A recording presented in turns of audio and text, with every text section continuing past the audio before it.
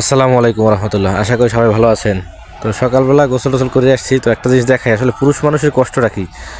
আমি গতকালকে চুরি আলনা বানাতে দেখেন আমার হাতের অবস্থায় শুধু একটা হাতুড়ি বাড়ি পড়ছিল এটার উপরে।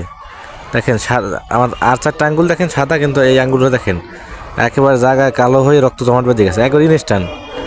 আমি জাস্ট একটা দিকে তাকাইছিলাম, তাকানোর পরে আবার আমি হাতুড়ি দিয়ে বাড়ি দিচ্ছি, সাথে সাথে আমার হাতের উপরে পড়ছে এবং পড়ার সাথে সাথে দেখেন কী অবস্থা।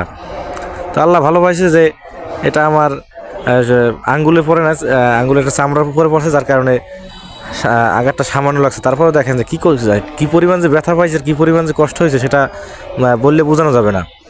আমি মোট কথা প্রায় 5 মিনিট একবারে নিরিবিলি বসে রয়েছে যে আসলে এত পরিমাণে কষ্ট পাইছে এই জিনিসটায়।